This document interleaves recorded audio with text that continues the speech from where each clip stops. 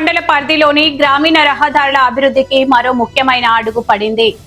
NABARD rural infrastructure development fund నిధుల ద్వారా 3,41,00,000 వ్యయంతో గూడూరు జయంపు ఆర్ఎన్బి రోడ్డు అభివృద్ధి పనులకు శ్రీకారం చుట్టారు.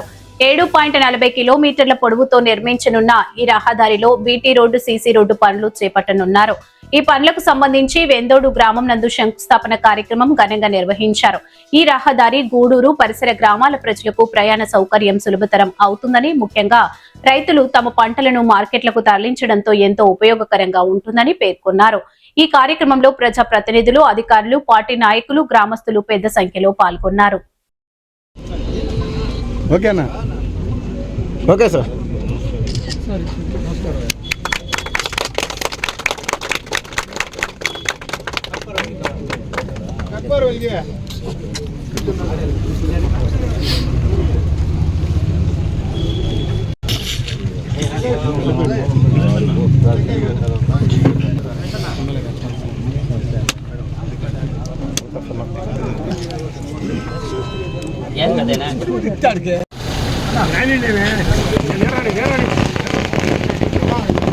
చూడు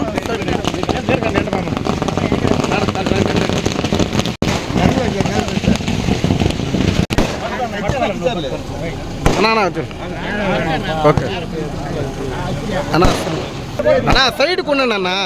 ఆ సైడ్ మా సైడ్ కదా అన్నా, సైడ్ కొండండి, సైడ్ కొండండి.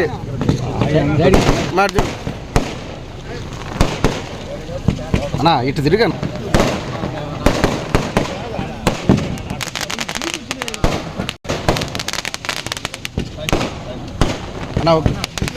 ఆర్ఎన్బి ఈ గారికి, ఏఈ గారికి, అలాగే మా నాయకులు పార్టీ అధ్యక్షులు మా రాజన్నకి, మా మనోజ్ రెడ్డి గారికి, అలాగే పెద్దలు లోకల్గా మా రఘురెడ్డి గారికి, మా మధురెడ్డి గారికి, మా రాజన్న గారికి, సర్పంచ్ గారికి, మా శ్రావణి గారికి, అలాగే వచ్చినటువంటి బీజేపీ నాయకులకి, అలాగే జనసేన నాయకులకి, అలాగే మాజీ సర్పంచులకి, అలాగే మాజీ ఎంపీటీసీలకి, ఈ గ్రామ కాపురస్తులకి, ముఖ్యంగా పేదవాళ్ళకందరూ కూడా మనస్ఫూర్తిగా నమస్కారం తెలియజేస్తున్నా.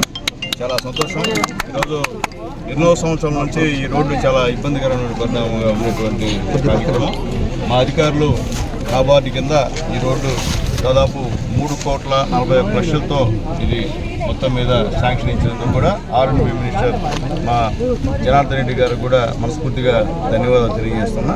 అట్లాగే ముఖ్యంగా ఇది మొత్తం 7.40 కిలోమీటర్ల తారు రోడ్డు, అలాగే సీసీ రోడ్డు రెండు కలిపి నిర్మిస్తున్నారు ఇక్కడ.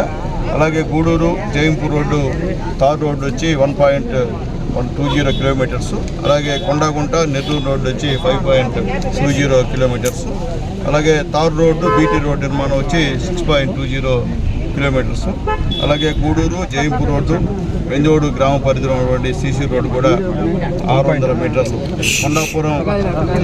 కొండాగుంట కూడా నెల్లూరు కొండాగుంట రోడ్డు కూడా ఇక్కడ ఉంది. అలాగే వెడిచెర్ల గ్రామ పరిధిలో కూడా సీసీ రోడ్డు 600 మీటర్లు వేసేటువంటి కార్యక్రమం ఉంది. మొత్తం సీసీ రోడ్ నిర్మాణం అంతా కూడా 1 కిలోమీటర్ 1.20 కిలోమీటర్స్ అని చెప్పి కూడా తెలియజేస్తున్నాం. చాలా సంతోషం. నాబార్డు కింద ఈ నిధులు మంజూరు చేసినందుకు ముఖ్యంగా మా ముఖ్యమంత్రి నారా చంద్రబాబు నాయుడు గారికి, అలాగే ప్రధానంగా మా మోడీ గారికి, అలాగే మా ముఖ్యమంత్రి మా పవన్ కళ్యాణ్ గారికి, మా ఆర్ఎన్బి మినిస్టర్ మా జనార్దన్ రెడ్డి గారికి, అలాగే రాబోయే రోజుల్లో ఈ యొక్క ఆంధ్ర రాష్ట్రాన్ని భవిష్యత్తును నిర్ణయించేటువంటి నేత మా నారా లోకేష్ బాబు గారు కూడా మనస్ఫూర్తిగా ధన్యవాదాలు తెలియజేస్తున్నా.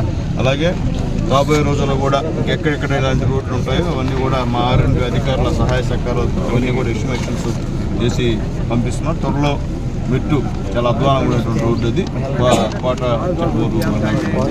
18వ తేదీ అది కూడా శంకుస్థాపన చేసే కార్యక్రమం చేస్తామని తెలియజేస్తున్నాం. ఎందుకు చెప్తున్నానంటే మేము ఎన్డీఏ గవర్నమెంట్ గెలిచిన తర్వాత చెప్పింది చేసేటువంటి కార్యక్రమం, అది అబద్ధాలు చెప్పేటువంటి కార్యక్రమం కాదు. మేము గత 5 సంవత్సరాల్లో గత గవర్నమెంట్లో ఎక్కడన్నా సరే అంటే రోడ్డు ఒక్కటి శంకుస్థాపన చేశారా, ఒక్కటి ప్రారంభించారా, ఎక్కడ ఒక్క తట్ట మట్టి కూడా వేసేటువంటి కార్యక్రమం లేదు.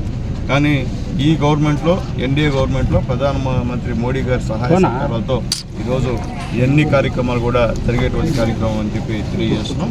ఇందాక ఆర్ఎండ్బి అధికారికి కూడా తెలియజేస్తున్నాం. ఎక్కడెక్కడ అవసరం అవుతాయో రోడ్లన్నీ కూడా ఐడెంటిఫై చేసి అవి పంపించండి.